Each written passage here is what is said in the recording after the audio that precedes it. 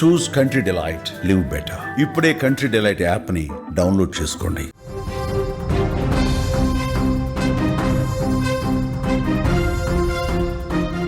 మోంతా తుఫాన్ భయపెడుతూ ఉంది. మంగళవారం రాత్రికి తీరం దాటబోతోంది మోంతా. తీరం దాటే సమయంలో పెను ప్రమాదాలు పొంచి ఉన్నాయని కూడా వాతావరణ శాఖ అధికారులు చెప్తూ ఉన్నారు.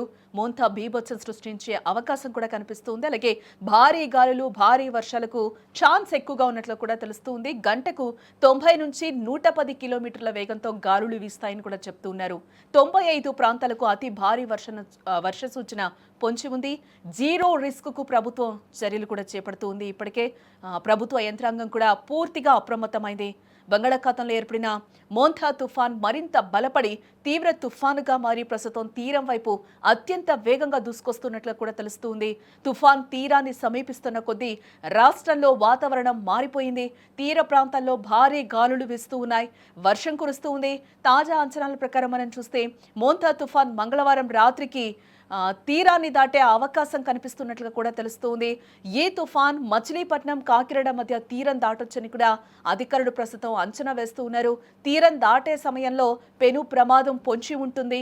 పెను బీభత్సాన్ని సృష్టించే అవకాశం కూడా ఉంటుందని వాతావరణ శాఖ హెచ్చరిస్తూ ఉంది. తీర ప్రాంతాల్లో గంటకు 90 నుంచి 110 కిలోమీటర్ల వేగంతో బలమైన ఈదురుగాలులు వీస్తూ ఉన్నాయి. భారీ నుంచి అతి భారీ వర్షాలు కురిసే అవకాశాలు పుష్కలంగా కనిపిస్తూ ఉన్నాయి. తుఫాను ప్రభావంతో కోస్తాంధ్రలోని మొత్తం 95 ప్రాంతాల్లో అతి భారీ నుంచి అత్యంత భారీ వర్షాలు కురుస్తాయని వాతావరణ శాఖ రెడ్ అలర్ట్స్ అయితే జారీ చేస్తూ ఉంది. తుఫాన్ ప్రభావంతో ప్రభుత్వం ఇప్పటికే పూర్తిగా అలర్ట్ అయింది. అక్కడ ప్రజల్ని కూడా పూర్తిగా అలర్ట్ చేస్తూ ఉంది. జీరో రిస్క్ లక్ష్యంగా కూడా సీఎం చంద్రబాబు చర్యలు తీసుకుంటున్నారు. ఎప్పటికప్పుడు ఆయన సమీక్షా సమావేశాలు అయితే నిర్వహిస్తూ ఉన్నారు. అధికారులతో అయితే ఎప్పటికప్పుడు సంప్రదింపులు జరుపుతూ ఉన్నారు. ఎలాంటి ప్రాణ ఆస్తి నష్టాలు జరగకుండా కూడా చర్యలు తీసుకోవాలని కూడా అధికారులకు సూచిస్తూ ఉన్నారు. ఈ నేపథ్యంలోనే అధికార యంత్రాంగం కూడా పూర్తిగా అప్రమత్తంగా ఉంది. ఈ నేపథ్యంలోనే ప్రధాని మోదీ కూడా ఫోన్ చేయడం జరిగింది. పూర్తి సహకారం కేంద్రం నుంచి ఉంటుందని కూడా ఆయన ఏపీ సీఎం చంద్రబాబుకి అయితే ఒక భరోసానైతే ఇవ్వడం జరిగింది. లోతట్టు ప్రాంతాల ప్రజలను కూడా సురక్షిత పునరావాస కేంద్రాలకు తరలించే ప్రక్రియ అయితే ప్రస్తుతం అక్కడ కొనసాగుతూ ఉంది. ప్రజలు ఎట్టి పరిస్థితుల్లోనూ బయటకు రాకుండా అధికారులు ఇచ్చే సూచనలు ఖచ్చితంగా పాటించాలి అంటూ కూడా విపత్తుల నిర్వహణ సంస్థ కోరుతూ ఉంది. కోస్తాంధ్ర జిల్లాలన్నింటికీ కూడా ఇప్పటికే అధికారులు హై అలర్ట్ అయితే జారీ చేయడం జరిగింది. ఇదే నేపథ్యంలో తుఫాను తీరం దాటే సమయంలో కూడా చాలా అల్లకల్లోలంగా ఎందుకు మారుతుంది అనేది కూడా ఒకసారి మనం తెలుసుకునే ప్రయత్నం చేద్దాం. తుఫాన్ మోంతా భీకర తుఫానుగా మారి తీరం దాటపోతుంది సాయంత్రం వరకు కూడా. ఈ నేపథ్యంలోనే వర్షాలు కూడా ఎక్కువగా కురుస్తాయంటూ కూడా హెచ్చరికలను అయితే జారీ చేస్తూ ఉన్నారు అధికారులు. ఇది ఆంధ్రప్రదేశ్ రాష్ట్రం కాకినాడ దగ్గరలో తీరం దాటబోతున్నట్లు కూడా అంచనా వేస్తూ ఉన్నారు అధికారులు. 11 గంటల సమయానికి, అంటే ఈ రోజు 28వ తారీఖుకి మనం చూస్తే కనుక ఈ రోజు ఉదయం వరకు మనం చూస్తే 11 గంటల సమయానికి కాకినాడ తీరానికి 270 కిలోమీటర్ల దూరంలో ఉంది. మచిలీపట్నంకి 190 కిలోమీటర్లు, అలాగే విశాఖపట్నంకి 340 కిలోమీటర్ల దూరంలో కేంద్రీకృతం అయి ఉన్నట్లుగా కూడా మనకి తెలుస్తూ ఉంది.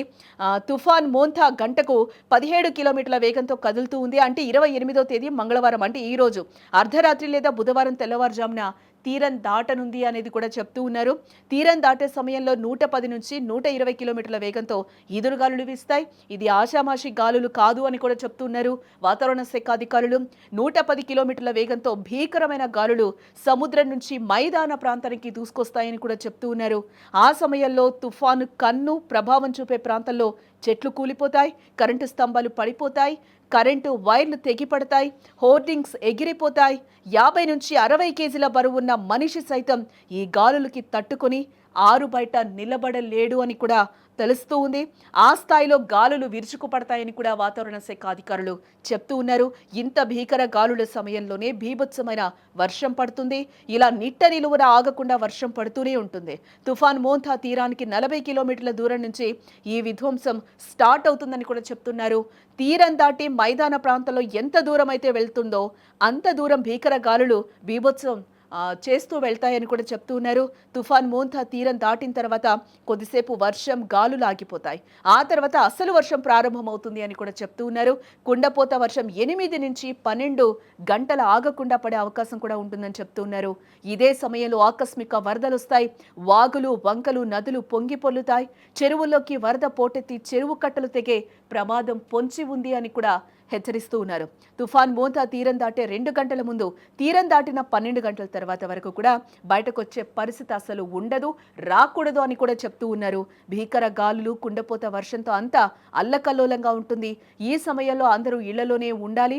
సహాయక చర్యలు కూడా చేపట్టే అవకాశం ఇలాంటి సిచ్యువేషన్లో ఉండదు అని కూడా అధికారులు చెప్తూ ఉన్నారు. కరెంటు పూర్తిగా పోతుంది, కరెంటు ఉండదు అని కూడా చెప్తున్నారు. కనీసంలో 24 గంటలు అటు ఇటు కరెంటు సరఫరాకు బ్రేక్ పడే అవకాశం ఉంటుందని కూడా చెప్తూ ఉన్నారు. కమ్యూనికేషన్ వ్యవస్థ దెబ్బతింటుంది. సెల్ ఫోన్లకు సిగ్నల్ లేక పనిచేయకపోవచ్చు. రోడ్లు జలమయమవుతాయి. బస్సులు, రైళ్ల రాకపోకలకు పూర్తిగా బ్రేక్ పడే అవకాశాలు కూడా ఉన్నాయని కూడా వాతావరణ శాఖ అధికారులు హెచ్చరిస్తూ ఉన్నారు.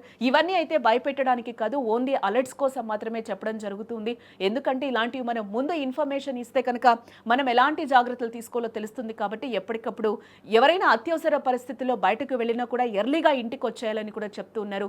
ఎందుకు అంటే బలపడే అవకాశం ఉన్న నేపథ్యంలో, తీరం దాటే అవకాశం ఉన్న నేపథ్యంలో ఇలాంటి అలర్ట్స్ కూడా మనకి విపత్తుల నిర్వహణ సంస్థ కూడా అలర్ట్స్ జారీ చేస్తుంది. ఇవన్నీ భయపెట్టడానికైతే అసలు ఏమాత్రం కాదు. ఎందుకంటే ఇలాంటి ప్రికాషన్స్ తీసుకుంటే ఎంతో కొంత మనం ప్రాణాలు నిలబెట్టుకున్న వాళ్ళం కూడా అవుతాం. కాబట్టి ఒకరికొకరు ఈ విషయం షేర్ చేసుకుంటే కూడా ఆ ప్రాణాలు కాపాడిన వాళ్ళం అవుతాం. కాబట్టి చాలా తగిన జాగ్రత్తలు కూడా తీసుకోవాలి. ఎందుకు అంటే తీరం దాటే సమయంలోనే ఎక్కువగా అల్లకల్లోలం ఉంటుంది. సముద్రంలో కూడా వర్షాలు కూడా ఎక్కువగా కురుస్తాయని కూడా అధికారులు చెప్తూ ఉన్నారు. ఈ నేపథ్యంలో 24 అవర్స్ అయితే చాలా జాగ్రత్తగా ఉండాలి అని కూడా చెప్తూ ఉన్నారు. ఎందుకంటే పవర్ ఉండదు.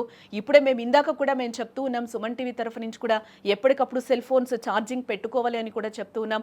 జాగ్రత్తలు అన్నీ తీసుకోవాలి. ఎవరైనా కూడా లోతట్టు ప్రాంతాల్లో ఉంటే కూడా ఇప్పటికే అప్రమత్తం అవ్వండి, పునరావాస కేంద్రాలకి వెళ్ళండి అని కూడా చెప్తున్నాం. ప్రభుత్వం కూడా ఏపీ గవర్నమెంట్ చాలా జాగ్రత్తలు తీసుకుంటుంది. ఎప్పటికప్పుడు అలర్ట్స్ కూడా జారీ చేస్తూ ఉంది. ఎప్పటికప్పుడు సమీక్షలు కూడా నిర్వహిస్తూ ఉన్నారు. ఎటువంటి ఆస్తి ప్రాణ నష్టాలు జరగకుండా కూడా చాలా జాగ్రత్తలు ప్రభుత్వం చేపడుతూ ఉన్న నేపథ్యంలో వాటన్నింటినీ కూడా సహాయక చర్యలకు కూడా ఎటువంటి అంతరాయం కలగకుండా కూడా ఎప్పటికప్పుడు అలర్ట్స్ కూడా జారీ చేస్తున్నారు. ఇప్పటికే ఎస్డీఆర్ఎఫ్ కావచ్చు, ఎన్డీఆర్ఎఫ్ బృందాలు కూడా అక్కడ మోహరించడం జరిగింది.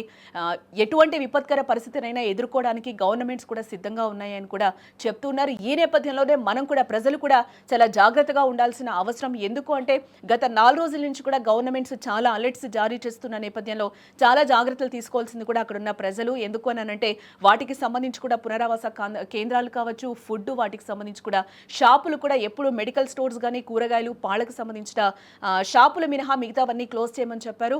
ఇవైతే ఎప్పుడు కూడా ఎమర్జెన్సీ కేర్ కింద అయితే ఇవి ఎప్పుడు పనిచేస్తూ ఉంటాయని కూడా చెప్తున్నారు. ఈ నేపథ్యంలోనే అందరూ చాలా జాగ్రత్తగా ఉండాలి అని కూడా చెప్తున్నాం. ఈ విషయాలన్నీ కూడా ఒక అవేర్నెస్ కోసం మాత్రమే, ఎటువంటి మేమైతే భయపెట్టడానికైతే వీడియోస్ చేయడం లేదు. అక్కడున్న సమాచారాన్ని మాత్రమే ప్రజలకి చేరవేసే ప్రయత్నాన్ని అయితే సుమన్ టీవీ చేస్తూ ఉంది.